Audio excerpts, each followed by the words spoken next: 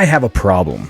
You see, every time I get ready to start to record a new show, I fall into the YouTube black hole and I watch video after video after video.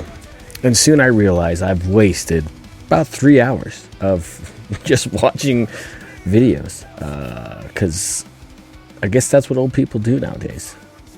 Anyways, welcome back to the Range Minded Podcast. My name is Steve Zimmerman, and I'm grateful to have you guys here to the show. I have a special announcement, so make sure you hang on for that. If you followed my socials, you would know what that announcement is.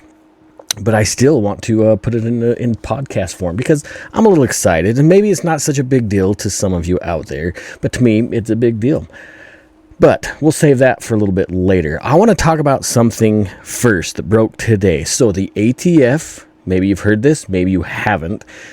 There has been a nomination for a permanent, or I guess I shouldn't say permanent, but yeah, I guess it would be permanent acting ATF director. Now, we've had one that's just been filling a slot since Trump took office, and Dettelbach I guess he retired, but really he would have gotten fired anyways because he's a moron. Allegedly. That's just my perspective. I don't want to disparage anybody who is a complete idiot, but he is, allegedly. But we have a new possible ATF director. Now, it's been kind of on the DL. I'm not sure why Congress chose to present this nomination, or why it was presented so low-key. But it was, and I imagine it was to keep the anti-gunners at bay, because from what it sounds like, this individual might be an actual good choice.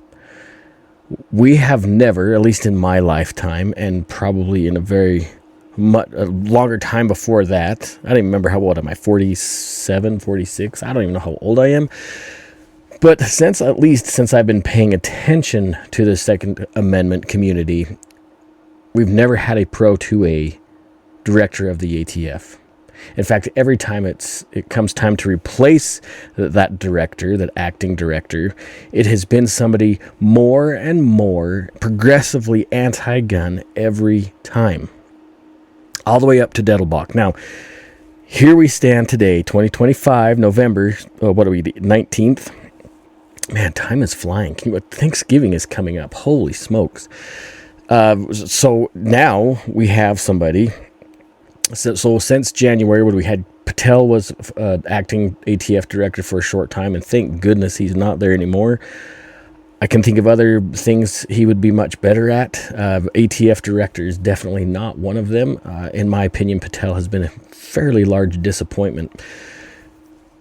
But I can't remember who they had acting there now. It's probably in my show notes. But now we have this next guy. His name is Robert Cekeda.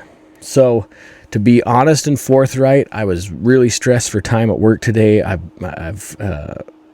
do too many things for work. If you know, you know.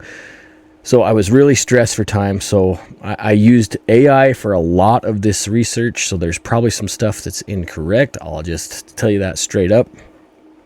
But I needed as much information on this guy as possible, as quickly as possible, and I knew as soon as this information broke that I was not going to have time to do the amount of research that I needed to. So we'll dig into him maybe a little bit deeper as I have some more time to research him, but for right now, we're going to use the old Grokkometer here to relay the information that was given to me. Now, I originally heard this. It was a breaking news live video through John Crump.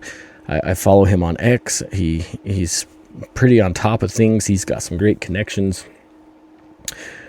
So I watched his live video this morning. And so immediately after that, I needed to find out what was going down. So I asked Grok, what is Robert Cekeda's background like? Can we trust him? John Crump felt like this was a positive nomination.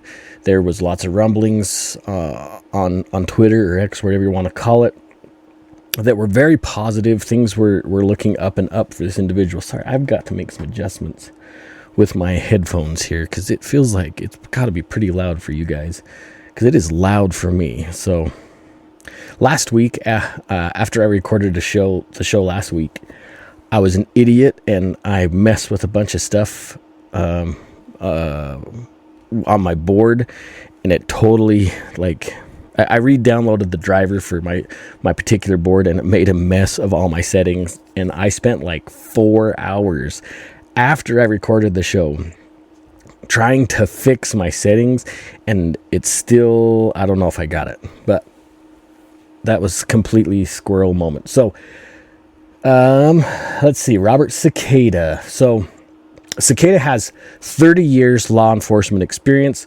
20 years of that is with the ATF. So he has spent a lot of time in 1992 to 2000. Again, this is what Glock could dig up for me. So take that for what you think it's worth. From 1992 to 2000, he was on just a regular beat cop in New York, detective. After that, he became a SWAT officer. He worked SWAT, also did some narcotic stuff. By 2005, he was hired by the ATF, and this was in Baltimore. So he was probably a busy dude in Baltimore. And he did that from 2005 to somewhere around 2011. In 2011, he stayed with the ATF, went down to Tampa, and worked as a special agent in Tampa, doing general enforcement responsibilities, whatever that may be. Now, each field office, I'm sure, the workload is different at every field office that the ATF goes to. I imagine from Baltimore to Florida, he was probably very busy, and he probably saw a lot of stuff. Now, somewhere after 2013, he moved to the headquarters, ATF HQ, and there's not a lot of information that he could dig up. But this is what it says, is Project Officer in Firearms Operations Division, Frontline Branch. So whatever you can take from that, whatever you want. And we're not sure, Grok couldn't find the dates that he did that. It started in 2013, and we don't know. By the end of 2018, he was resident agent in charge in Miami, with the Miami Fields office. So probably still pretty busy. Looks like he was doing some drug trafficking task force stuff. So he probably saw some crazy shit down there. In 2018, he went as a assistant special agent in charge in Philly. So another probably fairly busy branch, field office there. Then he went back to Baltimore as a special agent in charge. Also had covered some stuff in Maryland and Delaware. In 2001, he went back to Miami as the special agent in charge of the field division in Miami. In 22, for a few months in 22, he was, back to the main office at the ATF, provided operational and regulatory oversight for 19 states. So very, very deep experience there, I'm sure. Anyway, well, I'm not going to go each one of these. Nonetheless, he spent a lot of time, whether if he was just a beat cop, to SWAT officer, to working a lot of different aspects for the ATF, whether it be local field offices or the main head office. A lot of experience. I am going to say this though, in 2025, April of 25, he was put in as the deputy director of the ATF. So he was the number 2 guy. So he was still doing a lot of work.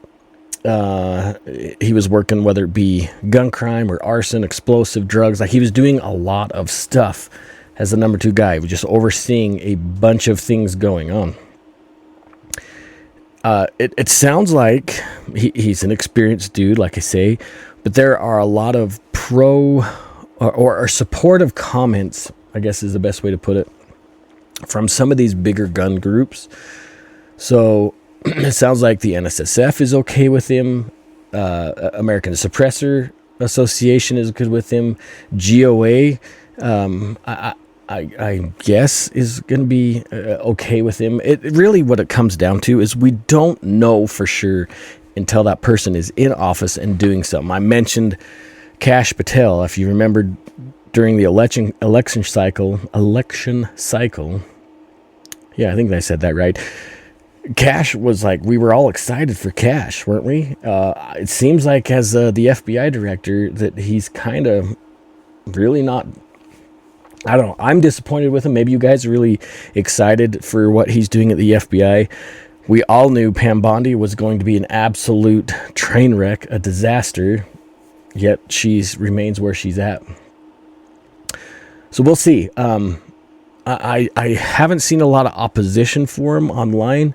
Of course, I haven't spent a lot of time looking for any kind of opposition online. I imagine if he is fairly supportive of the community, the Second Amendment community, we're going to see things from Everytown and Bloomberg and all these other organizations that are fighting to take away our freedoms. They're going to be putting a lot of pressure. I know we're going to be getting into some hearings, some nomination hearings. I will watch those. I can definitely do that while I'm at work. They tend to get really boring and very one-sided. So I'm curious to see how he answers some of those questions. I was also really curious. I asked Grok again if there was any kind of high-profile cases, or at least give me an idea of his perspective on private gun ownership. And there really isn't a lot available that, at least on the public side, that Grok could dig up. Again, take that for what it's worth. I apologize that I'm relying so much on AI for this episode, at least digging into Mr. Cekeda, but honestly, I just didn't have the time, and this is such a breaking story that I couldn't really dig into his full history as deep as I want to. Could I have waited a couple episodes to do this? Yeah, but I wanted you guys to see that there is some movement. I guess it would be under the Department of Justice, or at least the executive branch, when it comes to your Second Amendment rights. Because I've been really critical on this administration. Yes, there have been some really good regulations, or some easing of things, at least from the 2A perspective, from this administration. But I still stand that the comment that I made over a couple different episodes over the last year, that Trump, more negative things have happened to the Second Amendment under Trump's administrations than any other president. And you can go back and listen to some of those episodes. And maybe I'm wrong. You can disagree with me. I'm totally cool with that. But I want to hear where you think I'm wrong. And maybe it's not Trump. Trump is definitely a big city Republican who is more like a Democrat. In reality, he doesn't, at least the vibe I get, the Second Amendment rights that we have aren't a big deal to him. It sounds like his boys are a little bit more pro 2A. Maybe, I don't know. That could all just be show. But the DOJ that we have, I mean, Pam Bondi is an absolute, I think she hates the Second Amendment, but she just follows the laws as they are written. She's all for red flag laws. We've played those videos before. You've seen those videos on the internet in Trump's first term where she was totally cool with taking the guns and then going back to due process later. She is not pro-gun. And I have yet to have anybody convince me otherwise. Again, Trump has done some good things for the Second Amendment. We are seeing movement. I mean, just last week's episode, we saw that letter that was written to the Department of Justice about just gutting and getting rid of the NFA, which we are totally in support of. 100%. Let's get rid of that. It's an outdated law. It's unfair. It's really a taxation on something that shouldn't be taxed. They're taxing a right. Could there be regulations on full autos and other things, destructive devices? We can talk about that. Maybe we can look at that. Should I be able to buy a saw? Yeah, I should be able to. I think, honestly, the biggest restriction should be the free market. if somebody wants to sell a full auto and they're selling it for 50 grand, so be it. Let that be the limiting factor. We don't need to take away the people's right to defend themselves. Yes, even with full autos if necessary, just because some group says they're scary. Yeah, it's really ridiculous. Anyway, I'm curious about what you guys think about this hopefully future director of the ATF. Again, his name is Robert Cekeda, and we'll see where this goes. I promise I'll do a little bit better research on him when time comes, because like I said, I was swamped at work today. I couldn't really dig into it as much as I want. I had like 2 different meetings, plus I'm trying to build parts, plus I'm trying to do a couple other things at the same time. So time just really got away from me today. So we'll go from there. If you guys have heard anything pro or negative about Mr. Cekeda, please share that in the notes. Jump on my X account or Twitter, whatever you want to call it. That's where I have been the most active lately. You can still do it on Instagram or TikTok. I've kind of bumped up some of the use on TikTok again. I hate TikTok, I'm not going to lie. But I do get a little bit of traction there every once in a while if they let me. That's the problem, is as long as I don't show too much of a gun, or TikTok's screwy. But X has been the place that I've hung out the most. You can find my X account at it's at range-minded, all one word, at range-minded, not the, you know what I'm saying, you know what I'm saying, range-minded on X, range-minded podcast on Facebook and Instagram, range-minded podcast on TikTok. So that's where you can find, obviously, YouTube and Rumble. Like I said, if you've heard anything pro or con about Mr. Cekeda, put those in the comments. It's important for us as a community to be involved, to help each other out, to inform each other. This is a big deal. You might not think having a new director of the ATF is that big of a deal, or his political affiliations matter, but they do. They do, absolutely, because how they bring laws to Congress, or interpretations to Congress to pass laws restricting your rights, that is a huge deal. And how they enforce laws when they send the door kickers to somebody's house, that is a huge deal. And if it happens to one person in our community, it may as well be happening to everyone in the community, because any infringement is an infringement, and we can't sit idly by. We have to be actively engaged in our rights, and that includes helping each other out. So there's that. All right, let's jump into this next thing. You guys have probably noticed or heard. Man, let me mess with my volume settings again here, because it is like hitting super hot. I don't know if it is for you guys, but it is. Man, it's pounding. Let's talk about the Glock V. So we shared, I don't remember if it was last episode or the episode previous or 2 previous. I don't remember. Honestly, after I'm done editing a show, I'm publishing it, I don't revisit it because I've spent too much time on that episode. We see that the Glock V has made it into consumers' hands. It's out there. There are videos of YouTubers shooting and sharing their views on the new Glock V, which really there's not a lot of difference. I shared with you the drawings. That was the last episode. I shared with you the patent drawings and what they've changed on the slides. If you've watched any of those other videos or some of the other pictures online, you've seen what they've changed on the bottom or the inside of the slide. Great, super. The intent of those ridges and the changes on the back of the frame with the steel inlay was to mitigate the ability for it to accept a fun switch. Now, apparently, if you've looked on anywhere on the internet by now, it's all over the place. Somebody had 3D printed a switch and installed it on the new Glock V slide. So where is Glock going to go from here? Now, they've capitulated to the state of California and other lawsuits. They've bent the knee. Mrs. Glock is too busy getting Botox. Whoa, that sounded a little sketchy there. Too busy getting Botox and selling organic material from a thoroughbred that maybe she's just doesn't care about the firearms industry, at least in the United States. Maybe she's not as pro-gun as her husband was. Maybe there's an issue there that we need to dig into a little bit deeper. Who knows?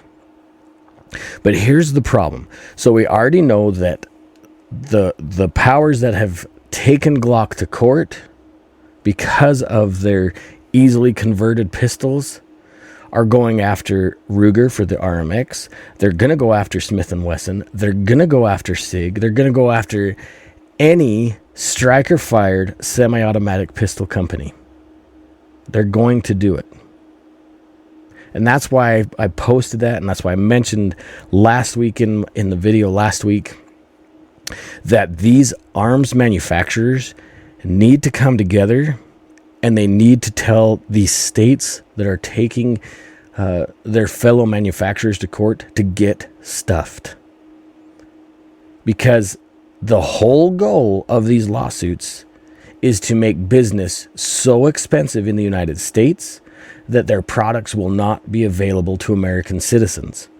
They don't have to take away the Second Amendment.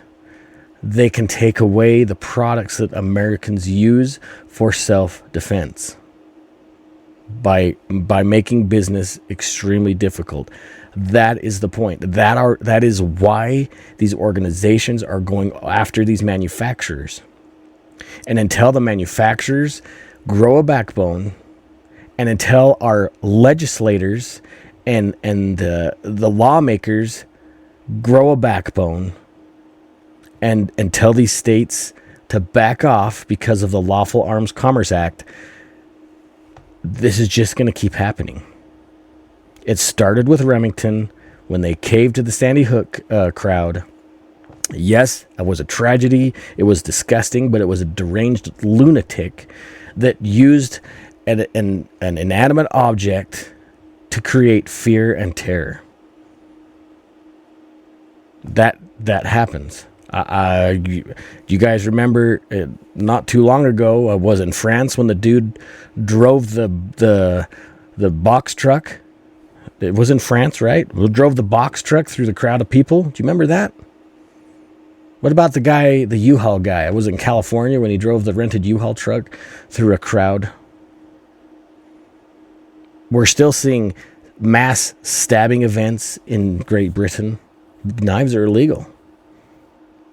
It's almost like somebody who is determined to cause fear, harm, and terror will find any means necessary. So why are we taking away the ability of innocent people to protect themselves from somebody who is determined to cause harm no matter what? But I know I'm preaching to the choir. And until these manufacturers stand up and unite and say, we will not sell to your state agencies, period, no matter who you take to court, they will have to back off. Will that hurt the bottom line for some of these companies? Maybe, I don't know. Is there some kind of a legal hurdle to get over before they can even attempt to do that? Probably. But the pride and the hubris of these companies to not work with each other in some fashion is going to screw the American gun owner. The legally law-abiding, happy-go-lucky, Second Amendment supporting American is going to get screwed. And make no mistake, they're going to go after these manufacturers of arms, and then they're going to go after manufacturers of ammunition. Make no mistake. It will happen because they want to thwart any possible way of a free armed society. That's just the way it's going to be. Anyway, we'll see what Glock's going to do about this. I imagine they're probably freaking out a little bit. They underestimated the ingenuity of the American gun owner. We don't like to be infringed upon. So we'll see where this goes. I love my Glocks, man. That's the gun I shoot the most. It's the gun I shoot the best out of all that I have as far as pistols are concerned. We'll see. Smith & Wesson pissed me off a lot a few years ago.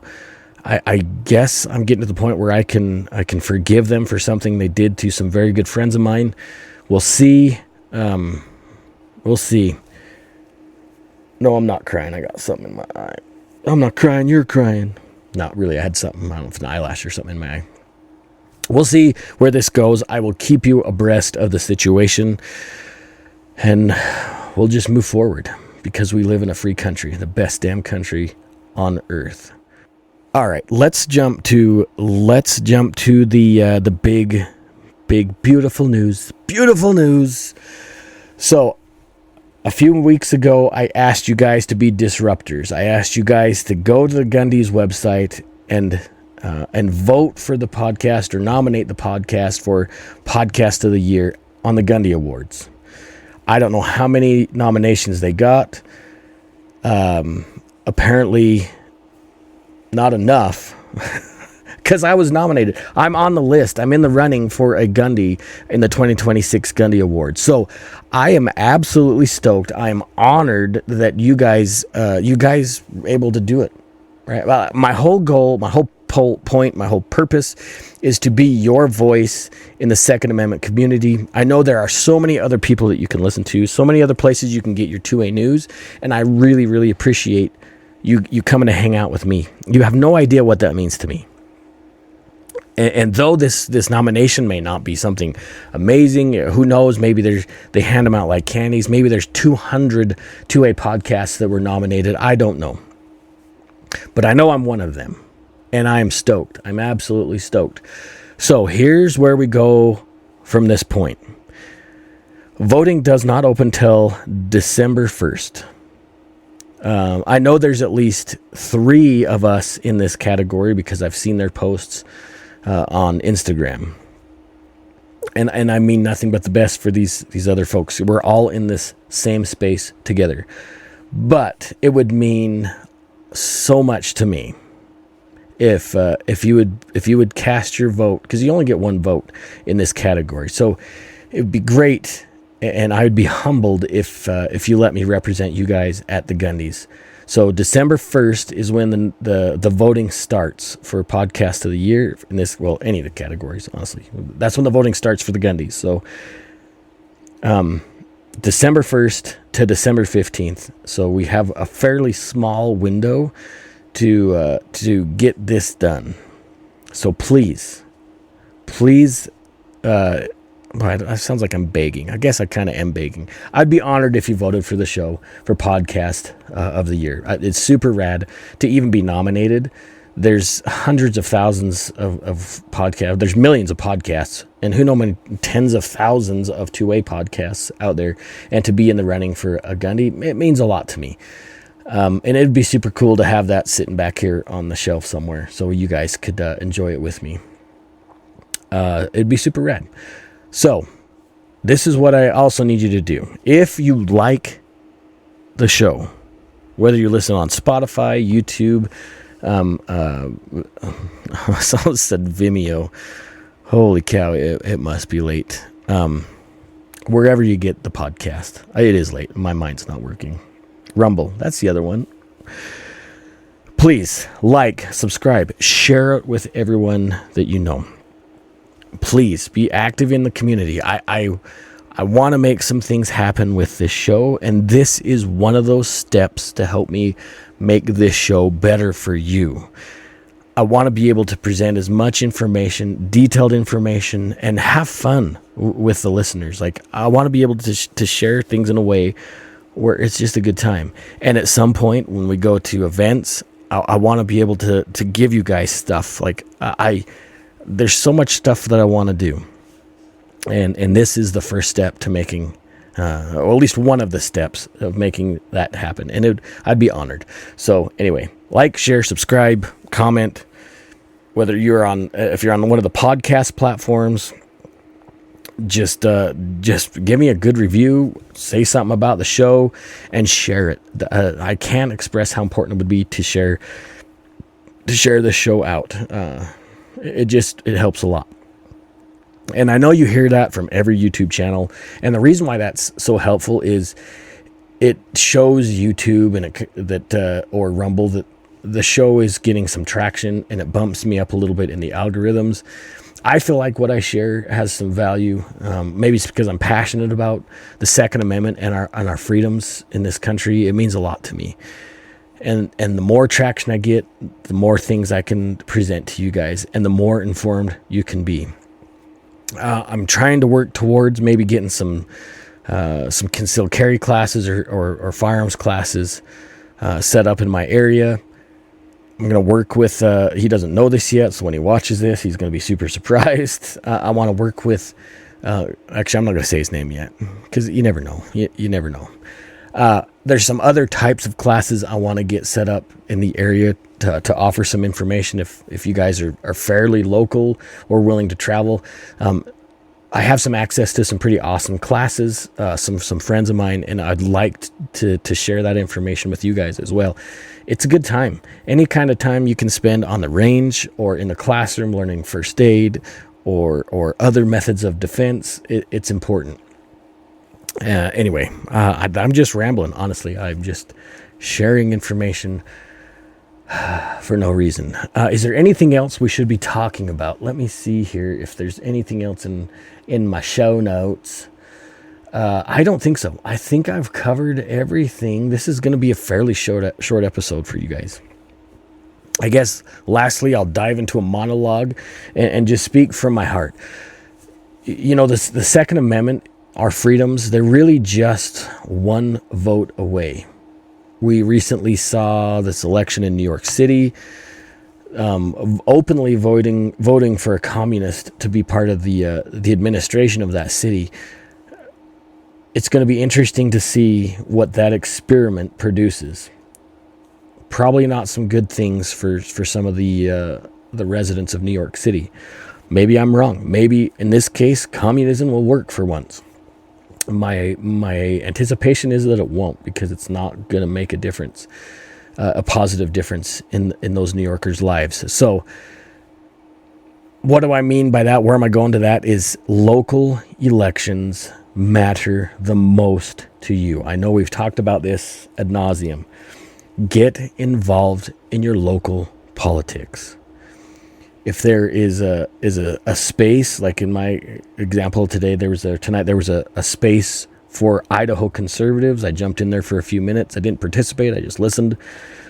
But I guarantee there's networks for conservatives in your area where you live. There are groups, there are meetings, whatever it is. You need to get involved and you need to be informed. Having that information helps the community in a whole. The state that you live in, the local laws where you reside, impact you the most. That's where you're going to feel it.